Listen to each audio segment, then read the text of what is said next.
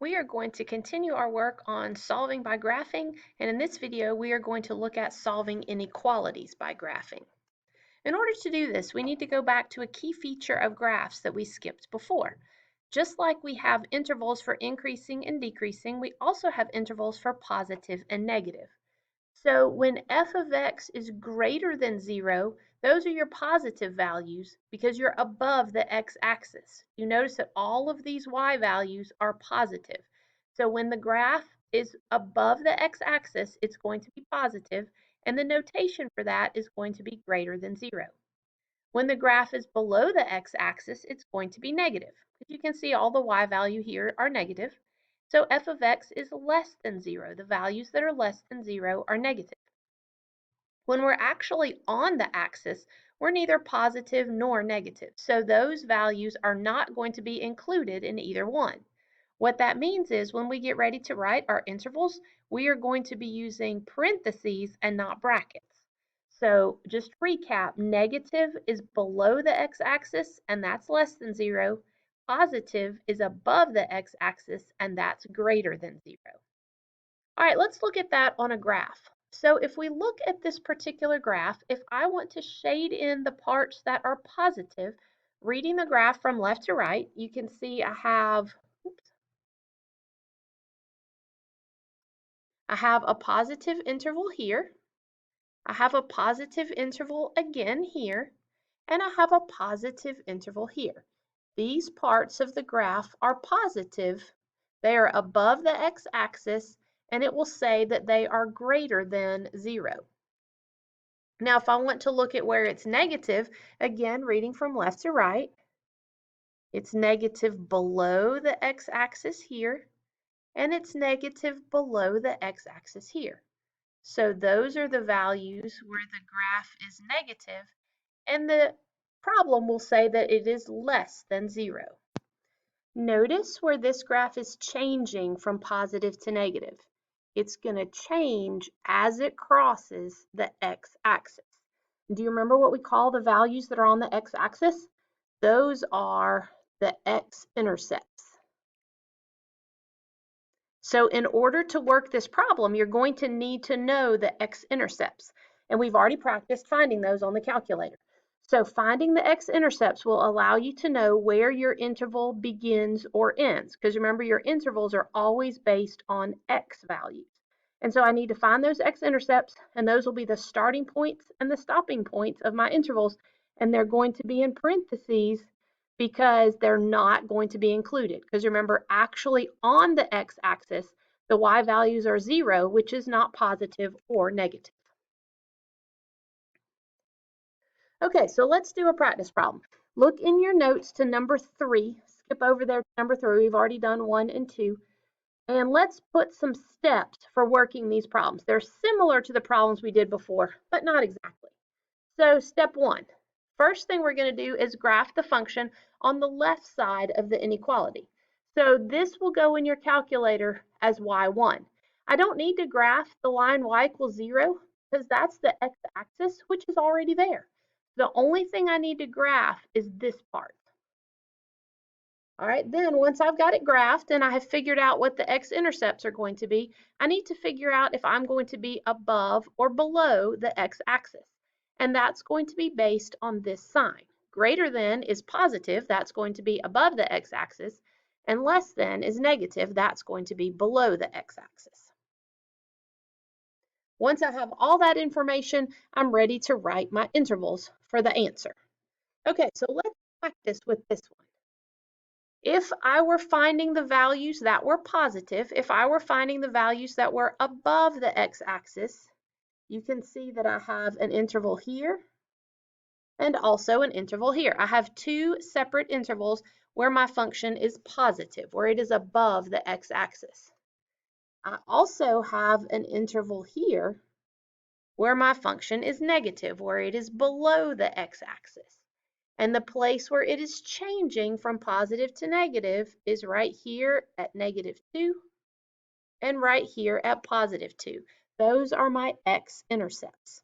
Okay, so let's look at specifically what we have in this one. I have the function graphed. I have my x-intercepts. I need to determine if I'm going to be above or below the x-axis. So I look at this, and I want the values where f of x is greater than 0. Greater than 0 is positive. That's above the x-axis. That's going to be the blue ones. Okay, so let's write our intervals. Remember that your intervals are always based on x values, and your intervals always go left to right. They always go from the smaller value to the bigger value. So let's look at this first blue interval right here. The farthest to the left, where this one quote unquote starts being positive, the farthest x value to the left is negative infinity. Now understand this one is going up. Up and down are y ideas. Left and right go with the x-axis, and you can see my arrow is going to the left as it goes up. So my x value is going to be negative infinity. And it stays above the x-axis until I get to negative 2. That's going to be the x value that is the end of my interval, and it's going to be a parentheses. It's not included because at negative 2, the graph is 0, which is not positive or negative. So now I'll put a union because I'm going to combine that with this interval over here. Now, where does this one begin? Where does it start being positive? Starts right there at 2. And it's going to continue being positive, continue being above the x-axis forever to the right. So that's going to be positive infinity. So there's my values where x squared minus 4 is greater than 0. All right, let's do this one. X squared minus 9x plus 8 is less than 0. Okay, so let's graph the function. All right, I've got it typed in the calculator already, so I'll just hit graph. All right, and I can see it right here. So I need to know the x-intercept. I need to see where it's crossing the x-axis. Well, this one is crossing actually on a point. So I'm not going to do the second calculate to find it. I'm just going to count. This one is at 1, and this one is at 8. All right, so I'm going to write that down. X equals 1, and x equals 8. Okay, so now step 2, I need to determine if I'm considering the part of the graph that is above or below the x-axis. So I look right here, less than 0 is below the axis. So I'm looking at this interval down here. If I need to change my window so that I can see the whole thing, I'll change my Y min so I can be down lower. Let's just make it 20. And you don't have to do this. I just thought it would make it easier for y'all to see. All right, so can you see how I'm below the x-axis this whole time? It starts being below the x-axis here, and it stops being below the x-axis here. So my interval is 1, 8.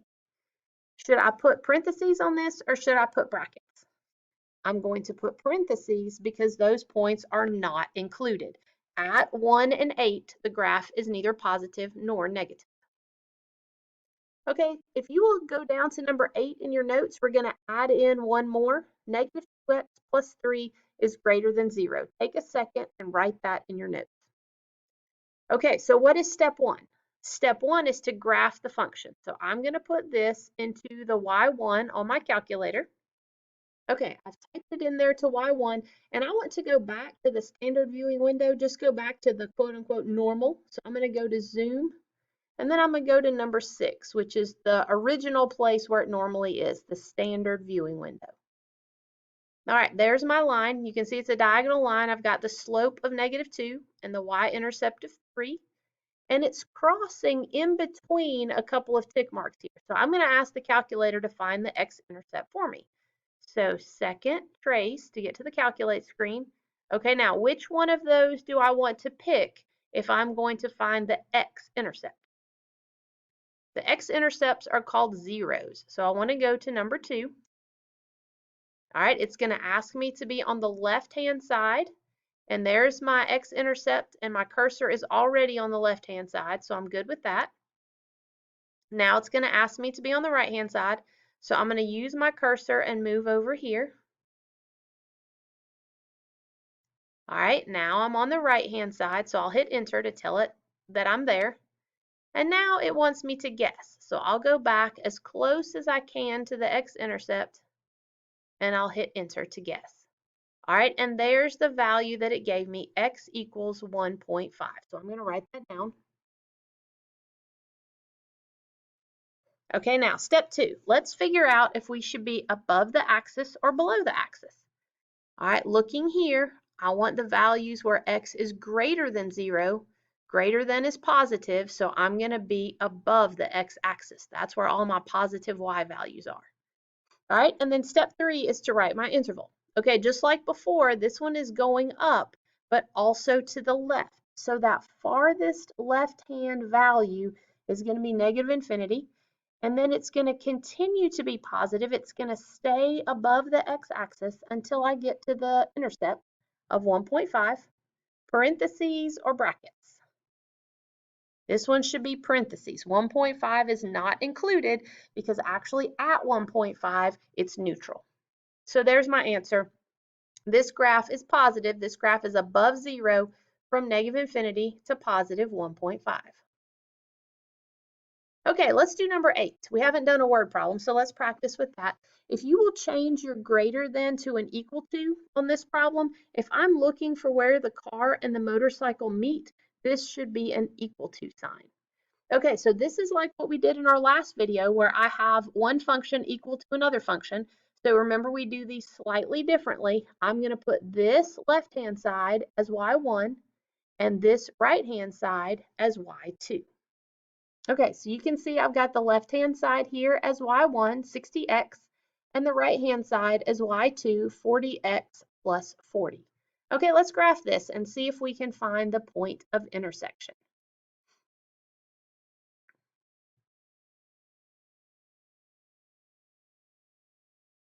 Well, I can see that my graphs are going to intersect somewhere up above of where I am.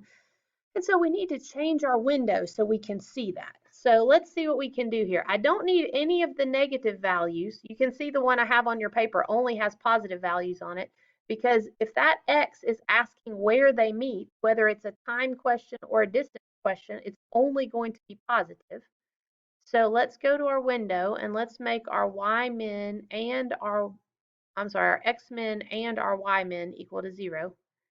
All right, now I also noticed I need to go up much higher. So I'm going to go to my y max and I'm going to change that to 100. Let's look at the graph.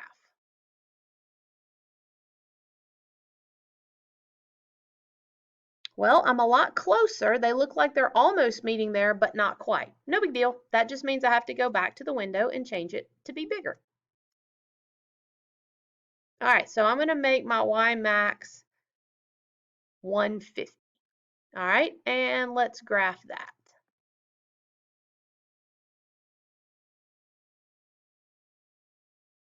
Okay, now I can see the point of intersection. So second trace to get to the calculate screen. I'll go down to number 5, which is intersect. All right, the blue one is my first curve, so I'll hit enter to tell it yes. The red one is my second curve, so I'll hit enter to tell it yes again. And then it's asking me to guess. So let me come over as close to that point as I can and hit enter. Okay, now look what I've got. X equals 2, y equals 120. What is the answer to this question? All right, well, look, there's only an x in the question, so I just ignore the y part and I focus on the x. The answer to this question is x equals 2.